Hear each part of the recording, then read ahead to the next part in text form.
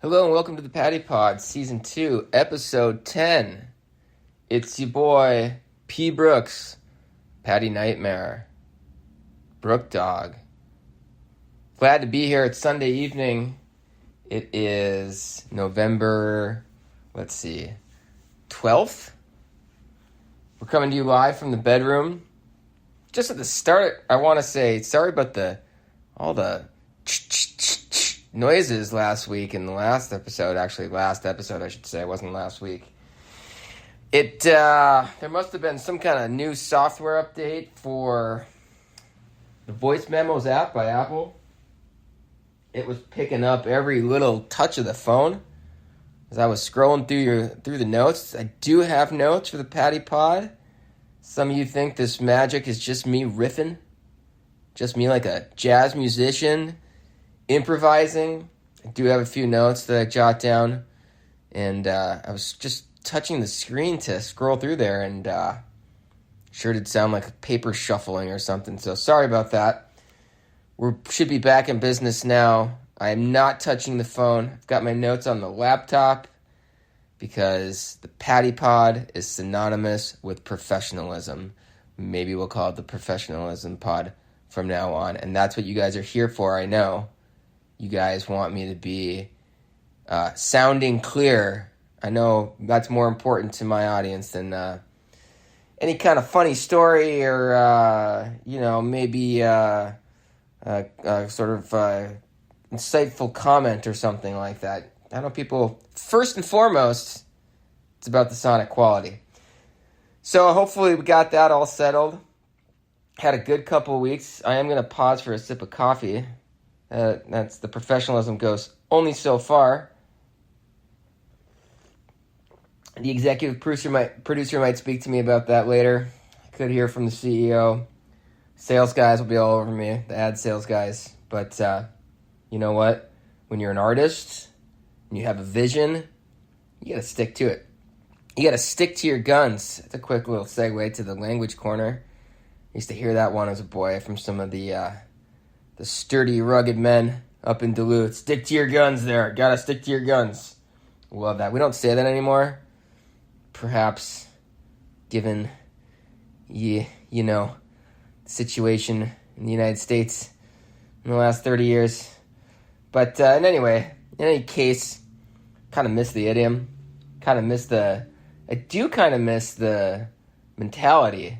I think it is important. We're going to get into assertiveness a little bit later in the podcast. I will say, last couple weeks have been good. Stopping for a sip of coffee again. It's going to happen periodically. We're trying to multitask here on a Sunday evening. I mentioned to you guys I do like a hot beverage at night. Soothing hot beverage.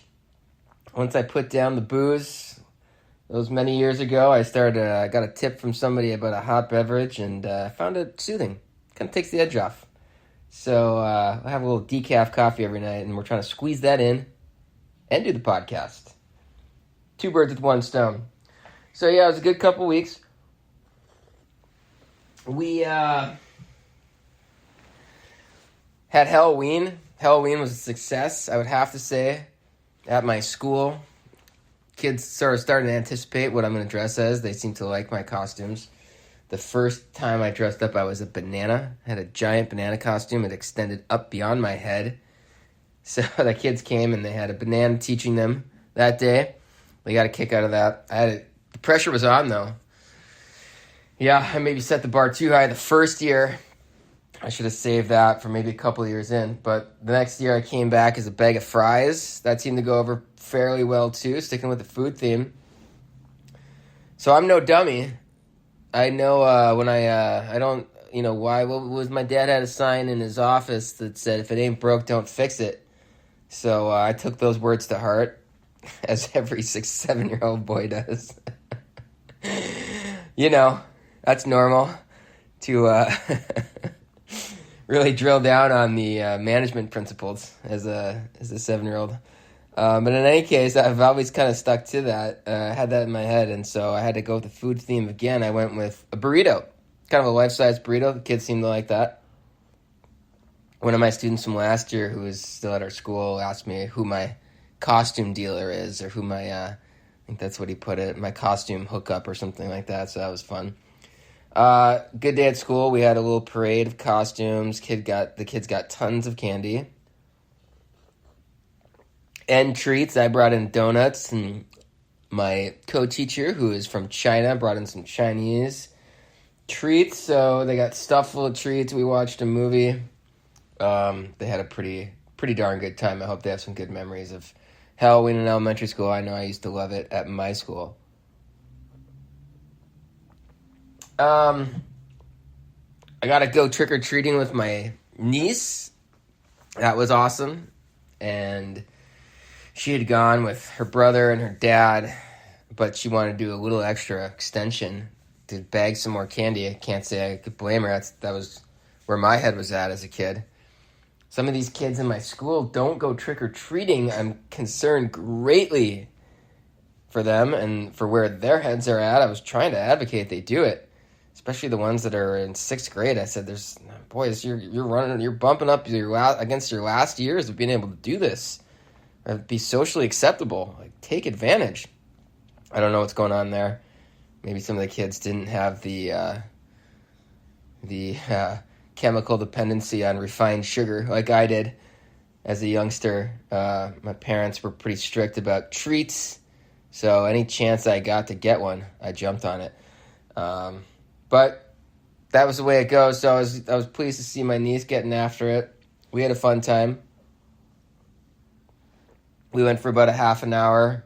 It's Halloween Central over in their neighborhood, which is a couple blocks from us.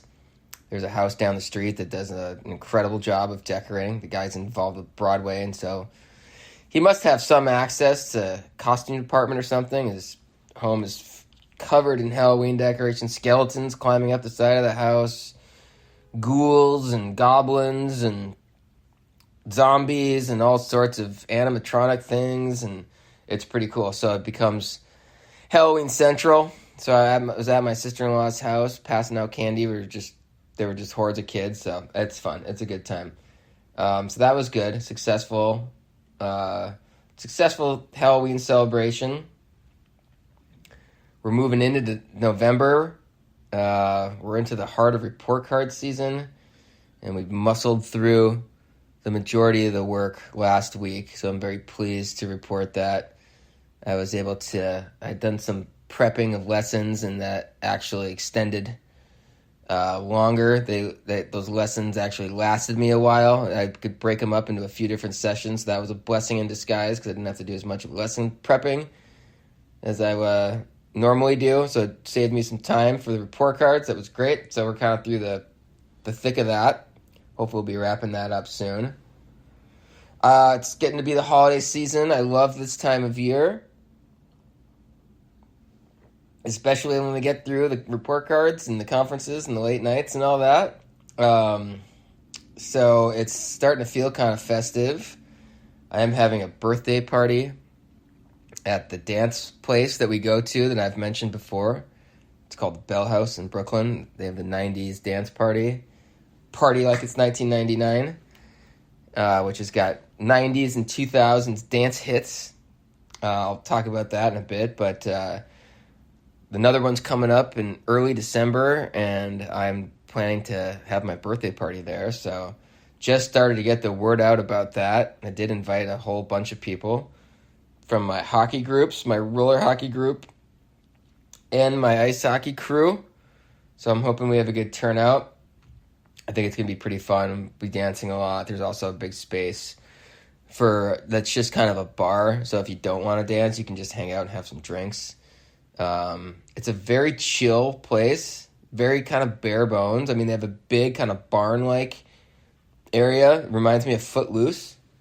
And for some reason, my childhood, I guess because of that movie. I think also because it looks like a barn. They have a big kind of lofted ceiling that has sort of just these kind of 2x4s. It's pretty rustic looking. I don't know like how this building came to be. And I think there's like an old painting somewhere. I don't know, but I feel like I'm in northern Minnesota when I go there, and I like it. So, and they're really chill. Like, I don't even think there's like a bartender in the one big room, and there's like maybe one bartender in the sidebar, and there's hardly any other employees there, and it's fun. So I think we can kind of take over and have a ball. I'm looking forward to that. Looking forward to Thanksgiving. We're planning a feast in my classroom. We do this every year. All the kids bring in dishes.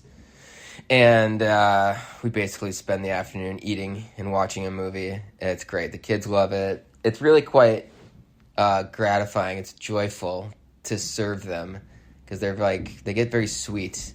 And I like to, they're happy to eat all this food, and they get, when there's always some good dishes, and they get really excited about eating all these good dishes. And I think it's cool. It's like they get to have 2 Thanksgivings. So even if they don't, I don't know, all of their situations at home, I don't know if it's all super festive for everybody. I don't, some of them don't have a lot of close family nearby. So I hope they get a feeling of festivity in our class. And I love doing it so much better than trying to, keep them in line and keep them working and all that. It's a nice break from all that classroom management stuff. And then there'll be Christmas, so lots of good stuff coming up. I'm grateful. What can I say? I am grateful. Things are going pretty well right now, especially in my external world. I still get the crankiness and some of the second guessing and all that stuff that we all deal with as humans. But I've sort of reminded myself that clearly a lot of it's just between the ears, because a lot of what's going on in my external world is pretty good. Pretty good. So I'm grateful for that. I'm going to go to the essay corner. I'm going to have a sip of coffee. It's I guess this is the coffee club. The podcast is now the coffee club with your host, Patty B. Hi, friends. I feel like I just went into newscaster mode. If I was like, hi, welcome back. And we're here live with Patty B. It's the coffee hour. It'd be like the soft, maybe like the, what do they call those, the puff piece segment. I could be like interviewing a local author or something. In any case, we'll go to the essay corner. Let me sip my coffee here before I get going, because I like to be professional when I read. You guys know this is the professionalism podcast. All right, here we go. This is from the summer, from my time up in the Berkshires in Western Massachusetts. Yesterday, I continued my exercise where I go to a new place, then write. Yesterday, I visited The Mount, the former home of Edith Wharton, in the Berkshires mountain range in western Massachusetts. Kate and I had decided to take a little mini vacation of 3 days to the region, and this was our 3rd day there. Once we turned off the main highway, it felt as though we were really in the heart of it. The country roads gently rose and fell and curved back and forth over the hilly and densely wooded land. Every so often, we came upon a clearing where you could see ridge lines in the distance, each successive one appearing a bit hazier than those in front. Despite not seeing a frostin', as James Taylor described, the haziness and setting sun still gave the place another kind of dreamlike feel. Bucolic rural areas are especially refreshing to me coming from New York City and the busy streets I encounter every day. I felt nestled, one of my favorite feelings, and even caressed by the gorgeous countryside and the classic old New England character of the towns and buildings. The town we stayed in was tiny, with just a church and a street or two of little shops and restaurants. We stayed in an old wood inn, and other than a carpet or two, the owners had done a great job maintaining the original elements. Our room had kind of an odd triangular shape and a fireplace. The bed was quite comfortable, and it had a right-sized TV that I watched baseball on just before bed. The air was cool, and despite turning cold on our night picnicking and listening to an orchestra play living composers work at Tanglewood, it was a welcome relief from the sweltering heat we had had in New York City. We visited the Norman Rockwell Museum the day before, and I really enjoyed his Christmas prints. He painted a tableau of the buildings on the main street in Stockbridge, including some of the shops and a grand old inn. The Berkshires appear rising in the background, and the whole scene is covered in snow. It brought me back to my childhood Christmases in northern Minnesota with their mix of excitement and cheer.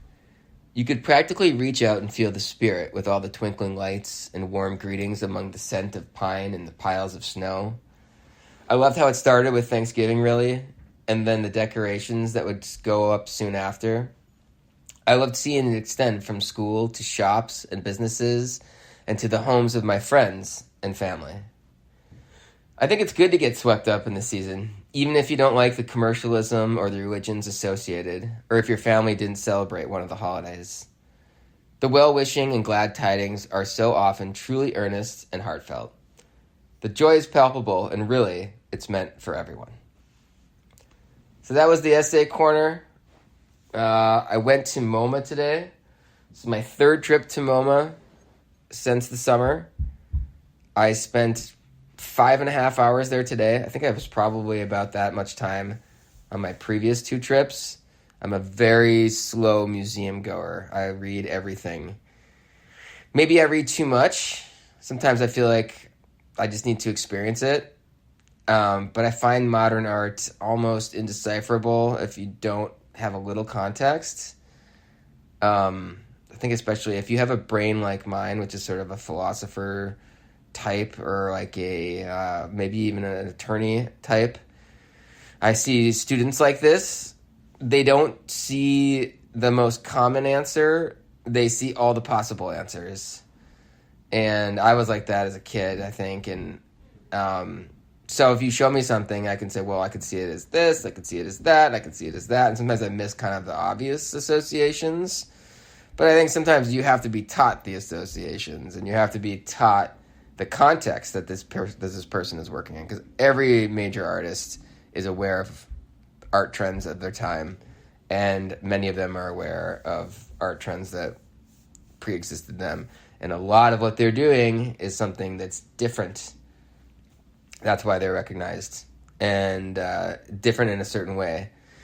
I mean, that's clear if you study any art history. So anyway, I like to kind of read a lot. And I think that's kind of my approach, is more of a linguistic approach sometimes. I do love the visual part of art. And part of why I go to museums is because I'm tired of reading things. And I want to see things and experience things through my senses other than just reading. So, I was kind of pretty into art when I was in college, and then slowly kind of got out of it as I got into my 30s, I would say, especially kind of working all the time and just trying to make a life. But recently I've gotten back into it. Probably some of it was because I read that book, The Artist's Way, and I was supposed to do artist dates. And even though it said just do something that you think is fun, I guess that's what came to me. So it's been good. It's been a little dive back into that world. They have some Duchamp, who's one of my favorites, because of his participation in the dialogue of the history of Western art. I used to work at an art museum in Minnesota, and we covered this. We had an exhibition of a school called the Ashcan School, and these were Americans who were in Europe. I think they were in France, and I think they were rejected from one of the major institutions, and the Academy. I think they might have been rejected in the United States too. And basically, they did real kind of expressive work, expressive brushstrokes. Painterly is a term that is used to describe that. And they covered sort of undignified scenes like boxing matches and street scenes in the subway and stuff like that were considered uncouth, and they were essentially rejected by the art establishment. It was literally like a panel at the Royal Society or whatever it was. And so they kind of just started showing on their own. I guess they had a small network of galleries. Their leader was a guy named Robert Henry, and they were sort of operating in the early 20th century thinking that they were the avant-garde, and these like great radicals. And I'm sure this has sort of a romantic bohemian outlook on things. And then all of a sudden, Marcel Duchamp shows up, and with his urinal, which he called this piece called The Fountain, this famous piece, where he literally bought a urinal at like a hardware store, from a men's bathroom, flipped it upside down, signed it, and called it Fountain.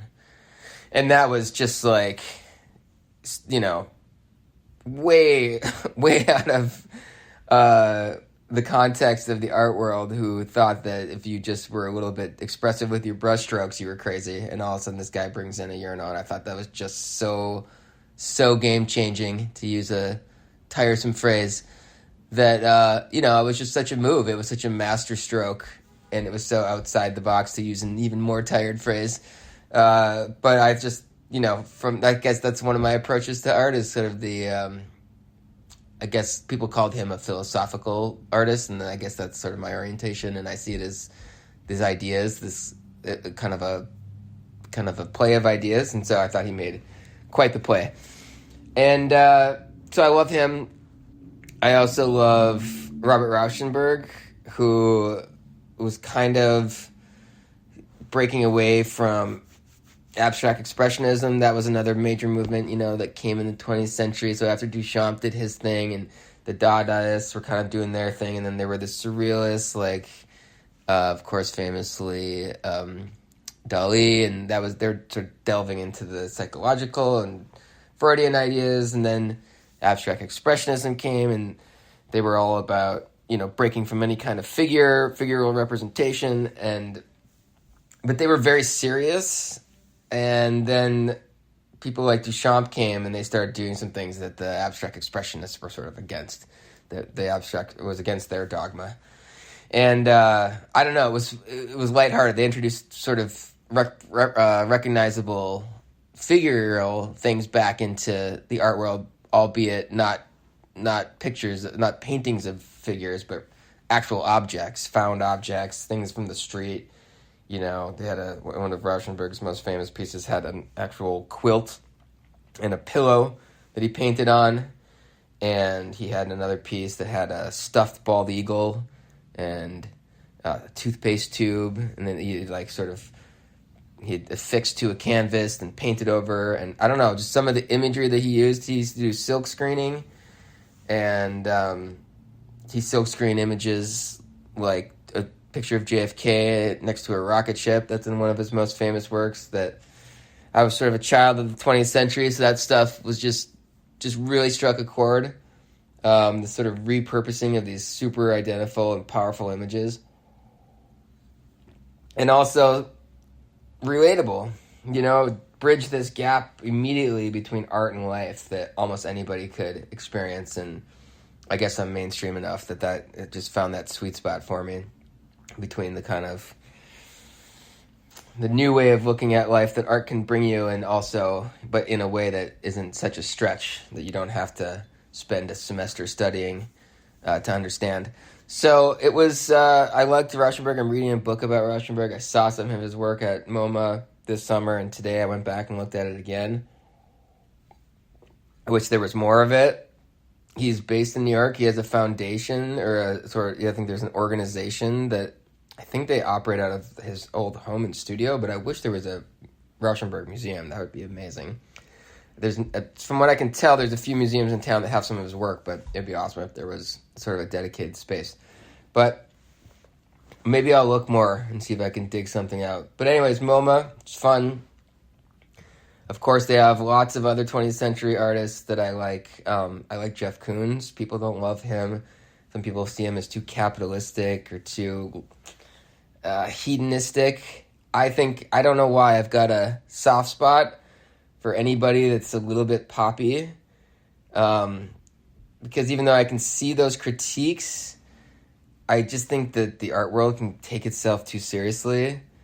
Really, very often.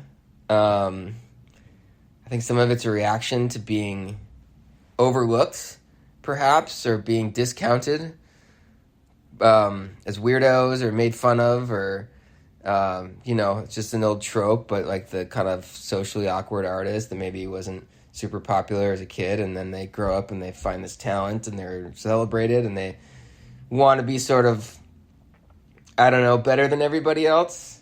There's too much of that, I think, and so there was, when Warhol's celebrating Campbell soup cans, famously, it's sort of a rejection of some of that, I feel like, even though he was, certainly somebody that tried to seem super cool.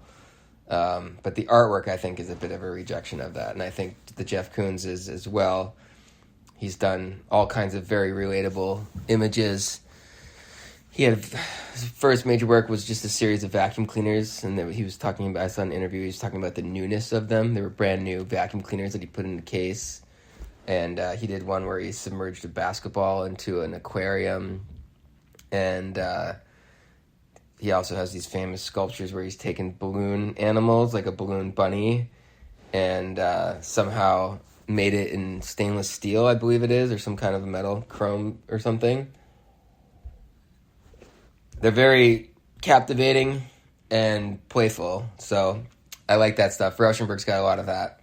There's a painter named Wayne Thiebaud, who I really like, who was famous for painting dessert.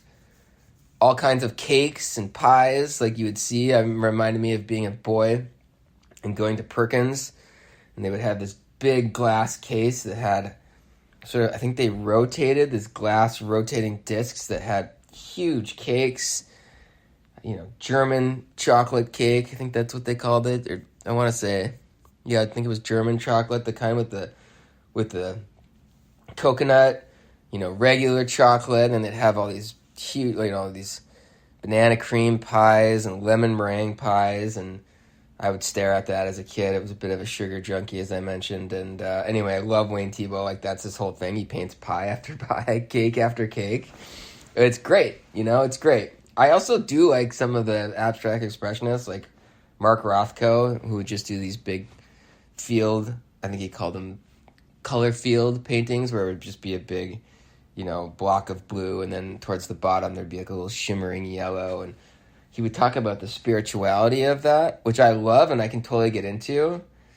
But I think the problem came when they sort of demanded that everyone else had to treat art that way. Dogma.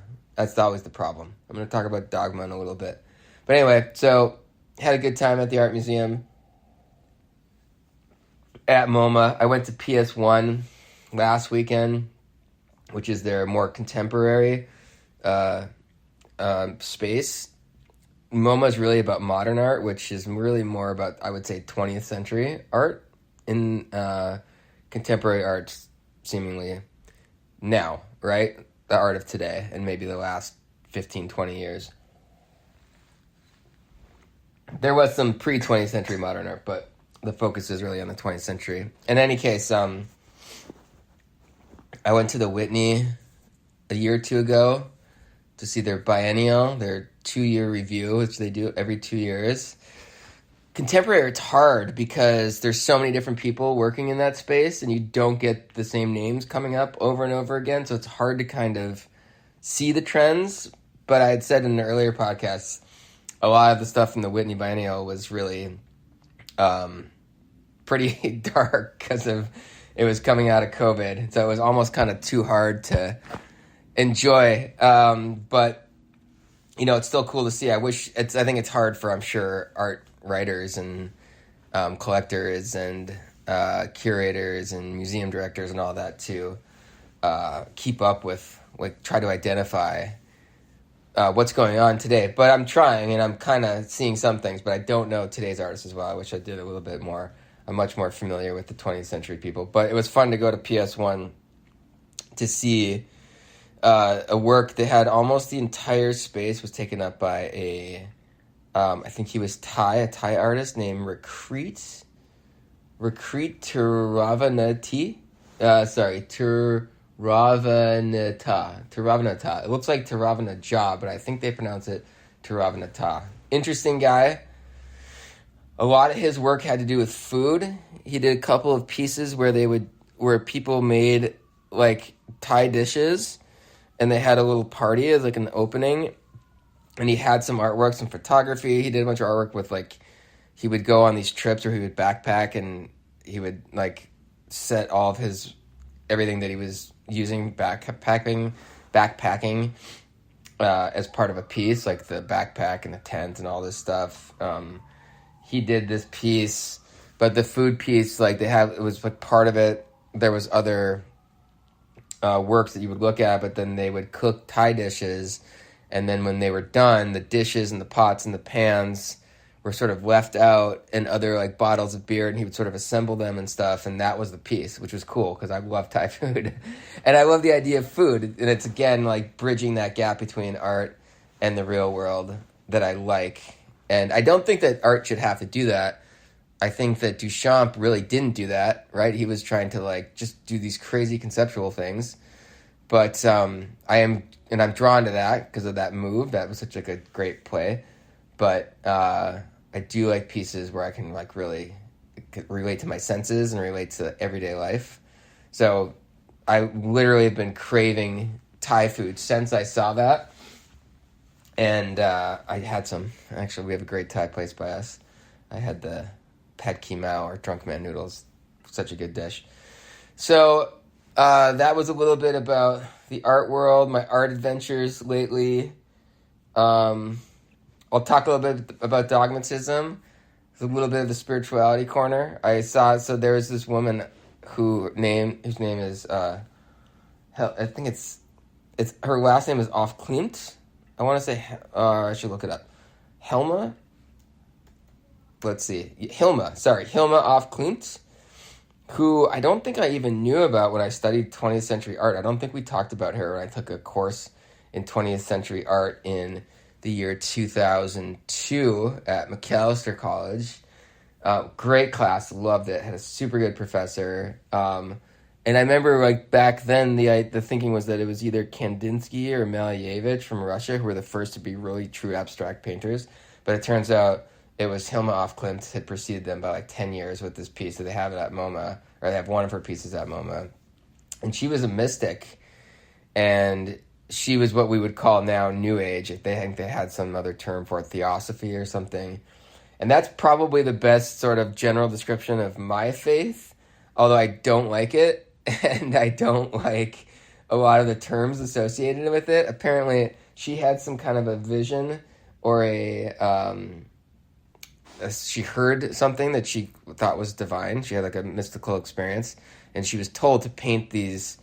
She said the text on the wall said that she was told to paint something about the astral plane. And even hearing that, like I've heard people talk about that in some of the circles, the spirituality circles that I've listened to and read about. And I totally believe people that are, describing these experiences, and people said they've traveled to the astral plane, and it's sort of this out of body experience. And but I don't know, it's something. It just sounds like I think maybe we've all encountered people that are too into their New Ageism, and you just like you hear it's like somebody trying to kind of sell you on something. It's sort of like how people always complain about vegetarians going off too much about their vegetarianism.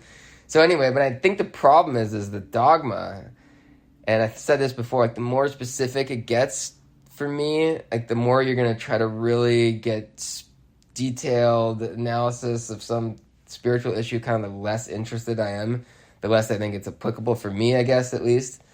So if you start trying to articulate what, you're going to get into the astral plane and all this stuff, I get a little turned off. But I love the idea of spirituality, like this idea of like believing in, greater reality, I think is so important for me. And so it's funny, it's a little bit of a dichotomy that I have. But I think it is when people start like really drilling down into dogmatism that it gets difficult for everybody. But at the same time, you do need to talk about some things. At least for me, like it's helpful for someone to articulate some new ideas. And an example would just be like my favorite author, Anita Majani, talks about like how she needed to get away from positive thinking after she had this whole near-death experience. Before that, she'd been like, positive thinking just became kind of another thing for her to beat herself up about. Like that when things weren't going well, she felt like she was causing it by her negative thinking. And she thought she would say it's more important to accept your thinking and love yourself, that your feelings about yourself are really more of an impact. And I can see that. I can just see like the emotions that you have is really such a part of your life. And to the extent that you can control those, the better your life is going to be. And I do think, as cheesy as it might sound, like loving yourself is a big part of how you can impact the emotions that you have, and it's more impactful than just positive thinking. I think actually positive thinking kind of comes out of that because your life is better, and you, for me at least, it's been my life has improved as I've had a better emotional life. So that's a little bit about that. All those things came up for me.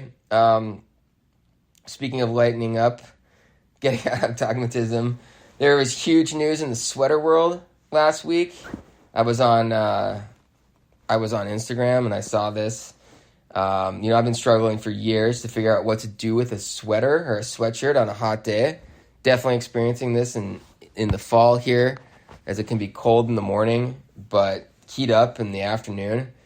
And, I used to I would tie it around my waist, but that kind of made me feel like a camp counselor.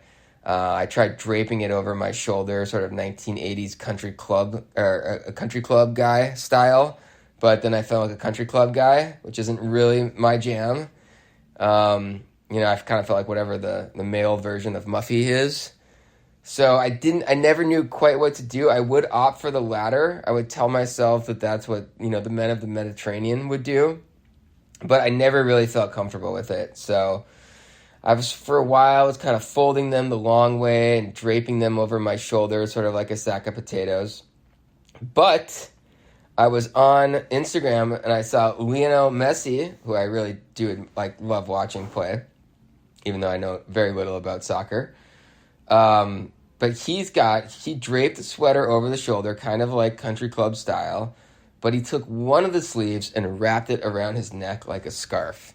And I was like, this looks great. This is, you get the sophistication of the sweater over the shoulder without all the Muffyism. So I was kind of shocked to see that. I mean, this might be Messi's greatest accomplishment in my book. Such a good move. I'm definitely going to steal it. What else do I want to talk about? I'll just tell a story. I'll tell a story that I thought was pretty funny. New York City, Halloween is pretty fun. We went to a party. It was pretty fun. It was a costume party. But when you were walking around, like the Halloween weekend, I kind of play this game, especially on the subway, which is it Halloween? Is it Halloween? Is it a Halloween costume or is it just New York City? And it's really actually quite hard to tell. We were on the train ride home from that Saturday night. I guess it was before Halloween, whenever all the adults were celebrating. So there was a lady in a red tracksuit and a red sweatshirt, and I thought that's too hard to call. There was a woman in a crop top and short skirt and galoshes. And I once again said too close to call. Impossible to say. That could have either been some kind of a Halloween costume or just a New York City person. Saw a woman in a 70s dress, and I really didn't know, but I had to go costume because she was with a dude who had like a jacket on that looked like a disco ball. So on a regular day, I might not have said that she was in costume, but I felt like the disco ball dude threw it into that corner. But the most difficult one was a guy that was sitting directly across from me. He was an older middle-aged man. He had a dated business suit on and kind of a dated tie. But he had a silver bracelet and 2 silver rings. One of the rings had a turquoise piece embedded in it. And he had a small, very worn, vintage black leather suitcase. It was kind of at his feet, in between his legs. And then the kicker, though, was he had this cane. It was a wood cane, and it had a sharp-looking, gold-colored metal point at the end. I mean, it looked like you could stab somebody to death with this thing. It looked like very solid. The cane, the wood part, and the gold, the thing that came to a point at the bottom of the cane. The handle was shaped like an axe, like a small axe. And it was also this kind of gold color. I was looking at him, I'm like, this guy, he had kind of a handlebar mustache. He was older, middle-aged. And I was like, he could definitely be coming back from some kind of Freemasons meeting, or some, I don't know, Eastern European fraternal order. It looked like maybe he was Polish or something. So anyway, that was nearly impossible to tell. I thought about asking him, but it seems like these sort of fraternal order types, the secrecy of the rites they take that very seriously. So anyway, yeah, that guy wasn't impossible to tell. The subway had all kinds of things. But then I heard from a friend who had a similar story, my friend Michael. He said that he went out to the bar with his wife and a few friends, and they went to the bartender that was serving them. He had on striped pants. He had on striped pants, and he was missing a tooth, and he had a couple earrings in. And so when he came over to serve drinks, my friend Michael said, "Arr, matey." And the guy said, "Yeah, I get that a lot." He wasn't in costume. So my friend had to eat some I don't know if it was humble pie, but he was embarrassed. So I'll leave you with that. I hope everyone's well. Peace and love.